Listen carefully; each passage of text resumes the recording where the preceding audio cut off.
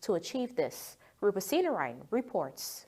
The World Bank report indicates that growth in the Caribbean is expected to slow to some 5.6% in 2023 and 5.7% in 2024 from 7.7% last year.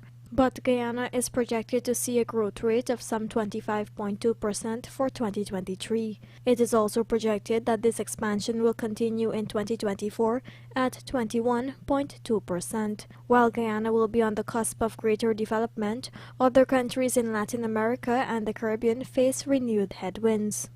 Among the Caribbean's larger economies, growth in the Dominican Republic is expected to average a solid 4.9% in 2023 and 2024. In contrast, Haiti's economy is expected to contract for the fifth consecutive year in 2023. The report outlined that Latin America and the Caribbean is estimated to have grown 3.6% in 2022. Robust expansion in the first half of the year was driven mostly by consumption, supported by recovering labor markets. However, activity weakened late last year as slowing global growth and tighter financial conditions started to take effect. Inflation surged in 2022, reaching multi-decade highs in many countries, with price pressures broadening to a wide array of goods and services. Food prices rose particularly rapidly. Meanwhile, headline inflation appeared to peak in the middle of the year in most countries, but it remains well above central bank targets. Rupasina, the Evening News. President Dr. Irfan Ali, currently in India, has been conferred with the prestigious PRAVASI Bharatiya Samman Award, which recognizes the stellar contributions of the Indian diaspora. Gerald Bryan tells us more. The PRAVASI Bharatiya Samman Award was conferred on President Dr. Irfan Ali by Indian President Draupadi Murmu during a ceremony on Tuesday. The head of state received the award for his outstanding contribution to politics and community welfare. In her remarks, President Murmu spoke about the achievements of the Indian diaspora, including in politics. She also welcomed the special guests, including Ali and Suriname President Chan Santokhi, who also received the PRAVASI Award. I am pleased to welcome His Excellency Dr. Muhammad Irfan Ali, President of the Cooperative Republic of Guyana, as the chief guest in this year's convention. He has his roots in Bihar, and his presence has made this event even more special. I also welcome His Excellency Mr. Chandrika Prasad Santokhi, President of the Republic of Suriname, who was our chief guest at the 16th Pravasi Bharatiya Divas, who is said to be held virtually due to the pandemic. Meanwhile, President Ali also held wide-ranging discussions with his Indian counterpart on areas of enhanced cooperation, including oil and gas, healthcare, and training. The meeting was held on the sidelines of the ongoing 17th Pravasi Bharatiya Divas Convention in Indore, Madhya Pradesh. Ali is presently leading a delegation of Guyanese, including government officials and private sector, to India, where he has participated in various ceremonies. Gerald Bryan, The Evening News. The Commission of Inquiry into the March 2020 general and regional elections is drawing nearer to a close, with Chairman retired Justice Stanley John revealing that February 10 has been targeted to conclude public hearings. Gerald Bryan joins us again with the details. At the conclusion of Tuesday's hearing of the elections COI, Chairman and retired Justice Stanley John announced that public hearings would resume on February the 6th. He also noted that the COI, which has been ongoing since November of last year, will hopefully wrap up by February the 10th. According to the chairman, witnesses, including Attorney General Anil Nandalal, are expected to make an appearance. John went on to inform that counsel for former Deputy Chief Elections Officer, DCEO Roxanne Myers, will get a chance to cross-examine after the COI resumes. As I understand it, that week we should have the Honorable Attorney General and maybe some other government minister of government. Of course, yes, it is likely. And if counsel for Ms. Myers wishes to cross-examine, and that too should take place that week. That should be made clear to you that must be done that week and no later than the 10th of February. Well, I'm sure that the Secretary will communicate Yes. the Commission's intentions to Council. Meanwhile, Tuesday's session saw the continued trend of witnesses being called but invoking their right to remain silent. Attorney at law Nigel Hughes, who is representing APNU party agent Nicola Trotman, informed the COI that his client would not be testifying. True to her lawyer's word, Trotman refused to answer any of the questions posed by Trinidadian senior counsel Sophia Choate during the hearing. On Monday, former GECOM data clerk Enrique Laivon had also refused to give testimony in a similar manner. Others who have refused to testify include former Region 4 returning officer Claremont Mingo and former CEO Keith Lowenfield. Jarrell Bryan, The Evening News.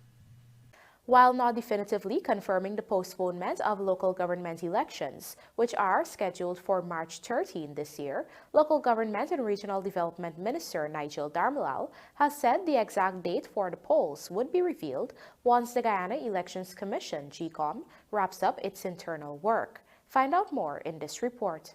GECOM has been doing what it has to do to make sure that the elections are held at the proper time. I believe that the opposition has been reticent in all of this, and they have been doing a lot of on the handwork to stall the efforts to have local government elections on March 30. So with some of the changes that have to happen in terms of the orders that had to be issued, I think as soon as GECOM is finished with its internal work, we'd be in a better position to announce an exact date. Local Government and Regional Development Minister Nigel DHARAMLALL speaking with The Evening News during an exclusive interview on Tuesday. Attorney General Anil Nandlal had previously expressed that GECOM may not be able to go to the polls on the date announced by the minister, which is March 13, 2023. Nandlal had reasoned that with the constant delays GECOM has been experiencing regarding its work, it may not be in a position to host local government elections in March. GECOM has already completed the statutory steps, such as claims and objections, to extract an official list of electors for LGE.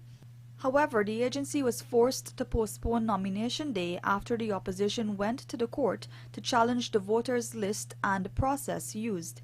LGE, which are usually due every 2 years, was last held in 2018. At the last LGE in November 2018, the then PPPC opposition had secured 52 of the 80 local authority areas. This followed the holding of the LGE in 2016, during which the PPP also secured the majority of the local authority areas. The national budget for this year will be presented on January 16. Senior Finance Minister Dr. Ashni Singh has, over the last several months, been meeting and consulting with various stakeholders, including the private sector, government ministries, other agencies, and civil society. As with Budget 2022, this year's budget is expected to see critical development programs for government being fast-tracked and many other programs being expanded to reflect government's continued transformational agenda for the country, which has been taken forward at a rapid pace over the last 2 years and 5 months since the PPPC's return to office in August 2020.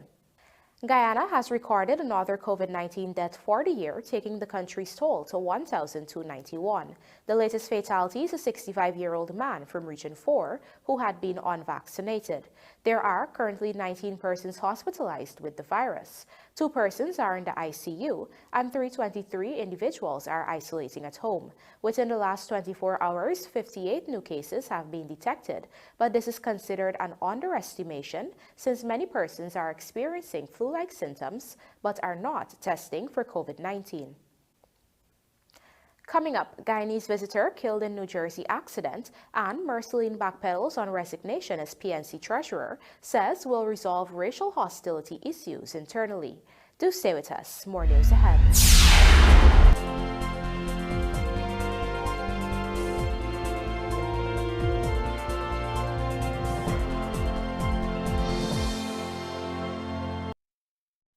This Christmas, give the gift of life by protecting your loved ones against vaccine-preventable diseases. The Ministry of Health's nightly vaccination campaign continues throughout December at the Ministry of Health tarmac up to 7 p.m. Mondays to Saturdays. Administration of the HPV vaccine for children begins from 9 years old. So come out, adults, and bring your children to get vaccinated against HPV. But that's not all. Since it's a season of giving, we are gifting back to school supplies to children receiving HPV and COVID-19 vaccines throughout December. Adults, gifts for you too when you are vaccinated at the Ministry of Health, Brickdam, on December 25th, 26th, and 31st from 9 a.m. to 2 p.m. For more information, contact us at 226-8171 or 226-3103. Vaccinate what you create. A message from the Ministry of Health and UNICEF.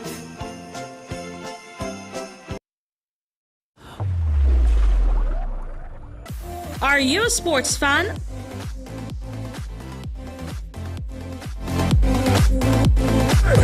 Place your sport betting bets today for your chance to win up to $15 million per coupon. Visit any agent near you or www.superbet.gy and place your bets. Must be 18 years and older. Terms and conditions apply. Play responsibly. Superbet, your best bet.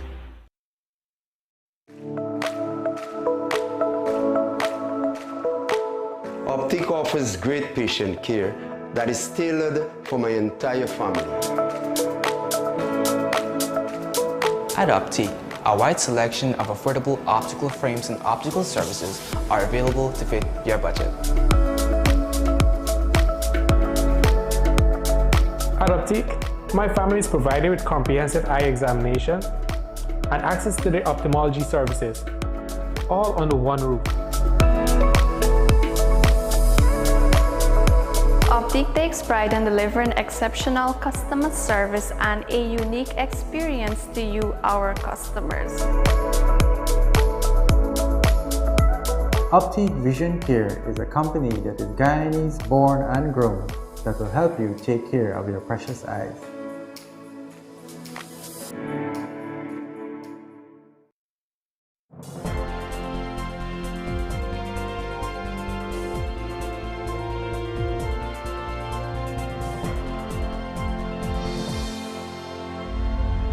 Welcome back. You're watching the evening news. A man using a crosswalk in New Jersey was fatally struck by a vehicle on Monday morning at about 7 hours. The 34-year-old man, identified as Robert Taylor, died at the scene. He had been visiting from Guyana. Driver of the vehicle, a 63-year-old woman who was in the right lane when the crash occurred, was not injured, police said. Authorities have said they are still trying to determine if the man was crossing against the light. The Freehold Township Police's Serious Crash Reconstruction Unit, the Monmouth County Prosecutor's Office, and the Monmouth County Serious Collision Analysis Reconstruction Team are continuing their investigation. Meanwhile, another Guyanese man has been hospitalized after a drive-by shooting outside the Impulse nightclub in Queens, New York, reports have stated. Lorex Fraser, popularly known as Polo Boss, was standing with another man outside of the nightclub when gunmen in a BMW motorcar opened fire on them. According to reports, Fraser was shot in his back, while the other man was shot in his leg. Law enforcement officials suspect that Fraser was the target. The gunmen, in their bid to escape, crashed the car into a utility pole, which forced them to abandon the vehicle. Both men remain hospitalized as investigations continue. Reports have surfaced that the People's National Congress Reform's Florida chapter has compiled a no-confidence motion against PNCR leader Aubrey Norton, who is a little over a year into his tenure as the party leader. However, as we hear in this LaWanda McAllister report, Norton has said he is not worried. Here is more. According to the reports, the no-confidence motion is seeking Aubrey Norton's resignation as PNCR leader for failing to unite the party and keep the party vibrant. The document also claims that Central Executive Committee meetings have not been regularly kept and said that under Norton's leadership, the PNCR has regressed. The PNCR's Florida chapter also argued that the party's image has been severely tarnished and a large number of its members, supporters, and sympathizers have lost interest in this party. Moreover, the motion outlined that even the business community has been withholding its support from the party. Contacted on Monday for a response, Norton professed not to have personally seen the motion. While he admitted he was aware about the reports of the motion, Norton noted that he was not worried since, according to the party's law, a no-confidence motion can only be brought at the party's Congress. When you can change the leader of the party, you go to a Congress. Among the things I've seen that didn't realize I won't worry. But the party constitution doesn't provide for that. At the party's biennial Congress in December 2021, Norton secured a landslide victory against opponents such as Joseph Harmon to emerge leader. Norton secured a landslide victory, having obtained over 75% of the 1,280 votes cast. He got 967 votes, while Harmon received 245 votes. Luana McAllister, The Evening News. Following his resignation as treasurer from the PNCR after allegedly becoming fed up with the prevalence of racial hostility, Fayaz Mursaleen has rescinded that resignation and has agreed to resolve his issues with the party following a meeting with leader Aubrey Norton. Here are the details from Bisham Mohammed. During a telephone interview with the Evening News on Tuesday, Fayaz Mursaleen confirmed that he's back with the PNCR as its treasurer. Because I didn't receive any confirmation letter from the leader, remember that, so he never accepted really in writing, so I withdraw my resignation. I'm going to continue the best interest of the party as treasurer. Mursaleen said he met with the PNCR leader Aubrey Norton on Monday. It was during this meeting he agreed to stay with the party and resolve his issues internally. The party has some grievances and we will settle those grievances internally. I had a meeting with the leader yesterday, and we both assured each other that those grievances will be resolved internally. Pressed for more information on the meeting, Mursaleen only offered that he and Norton had a very interesting conversation.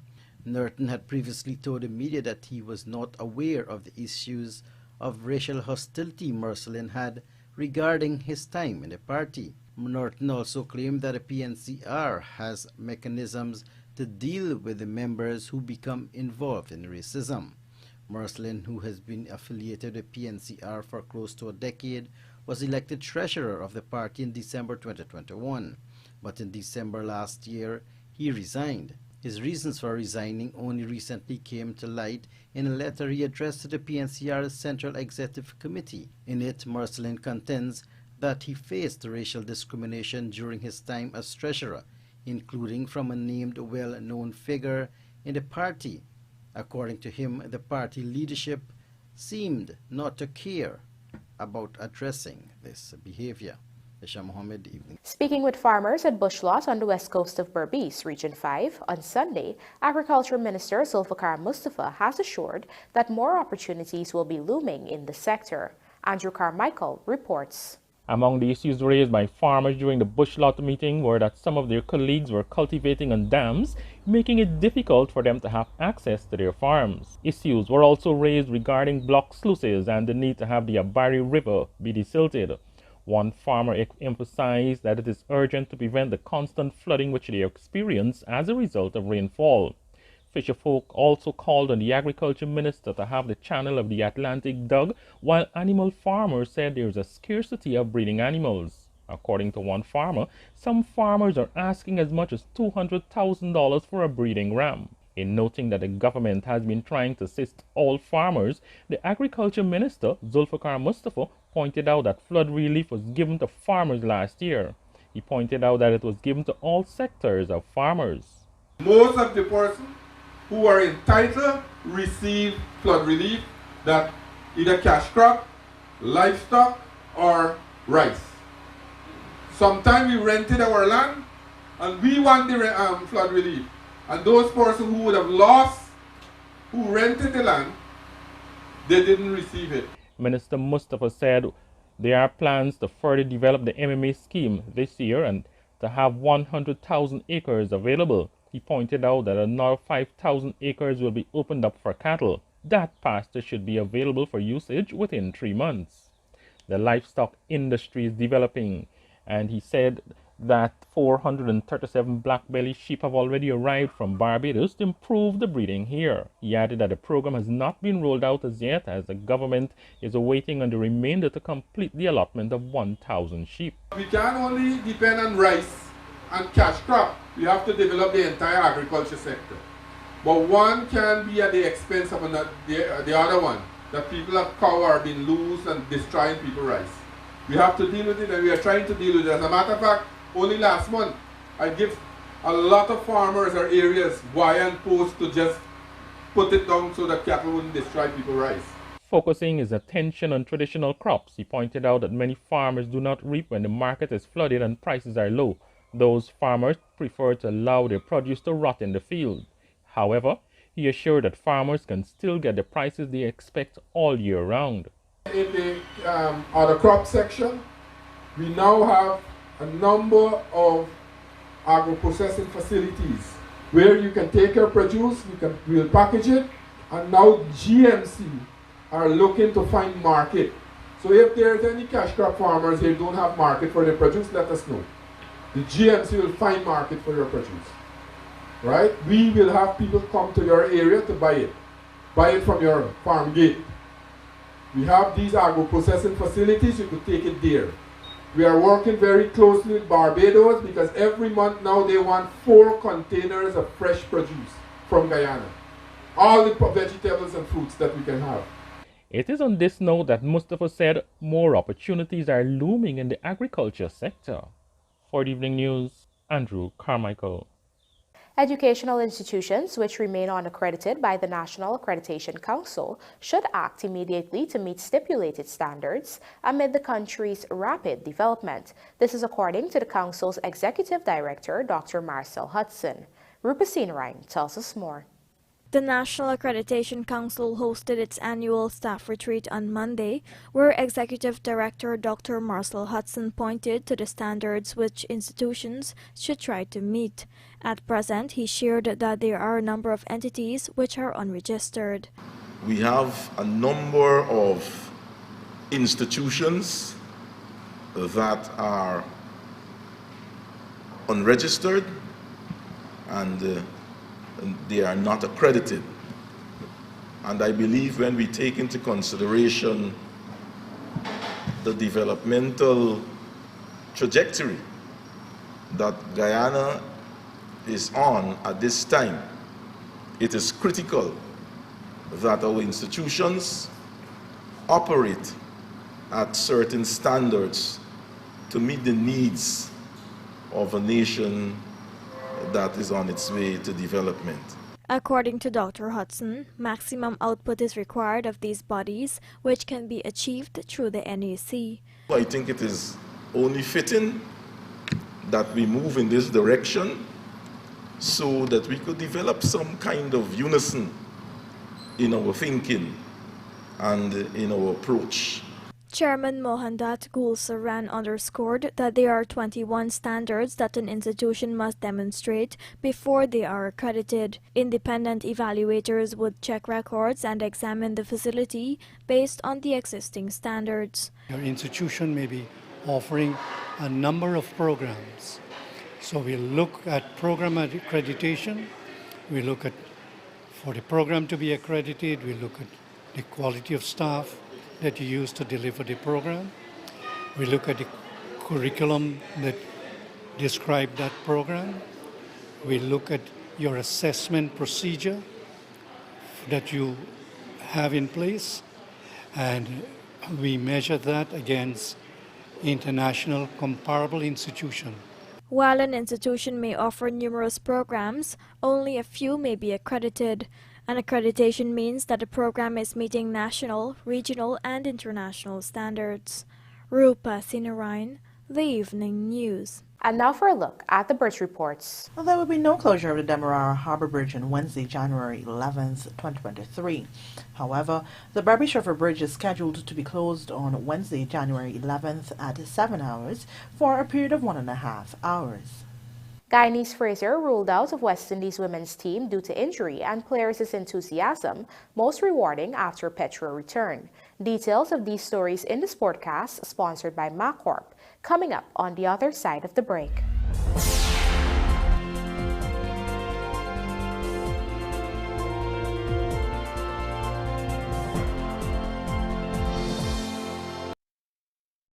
This Christmas, give the gift of life by protecting your loved ones against vaccine-preventable diseases. The Ministry of Health's nightly vaccination campaign continues throughout December at the Ministry of Health tarmac up to 7 p.m., Mondays to Saturdays. Administration of the HPV vaccine for children begins from 9 years old. So come out, adults, and bring your children to get vaccinated against HPV. But that's not all. Since it's a season of giving, we are gifting back to school supplies to children receiving HPV and COVID-19 vaccines throughout December. Adults, gifts for you too when you are vaccinated at the Ministry of Health, Brickdam, on December 25th, 26th, and 31st from 9 a.m. to 2 p.m. For more information, contact us at 226-8171 or 226-3103. Vaccinate what you create. A message from the Ministry of Health and UNICEF.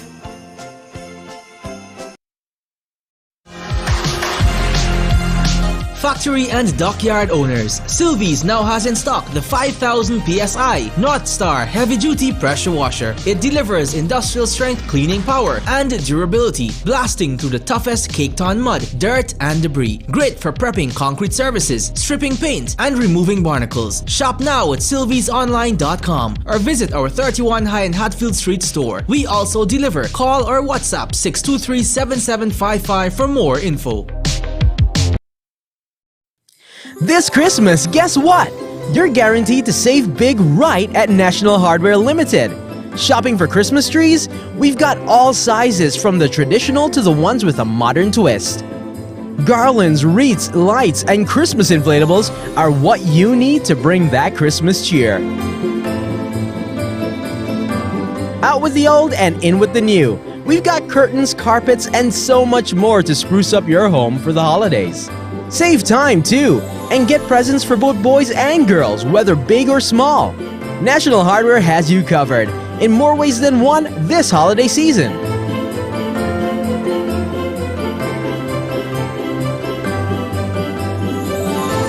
Check out our superstore at 13 to 14 Industrial Site, Rumvelt. Telephone number 231-1091-95. Or downtown at 17 to 19A Water Street. Telephone number 227-1961.